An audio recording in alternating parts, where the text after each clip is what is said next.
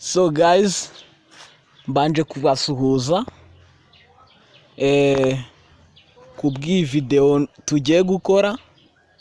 Uyu munsi ndashaka ko mbereka uko wakora ifoto yawe. Hari amafoto njya nkora bakambaza ati ese uyakora ute, ubigenza ute kugira ngo ifoto yawe ize wagira ngo ni igikoko neza neza. Niyo mpamvu mpari rero kugira ngo mumenye ese ikorwa ite.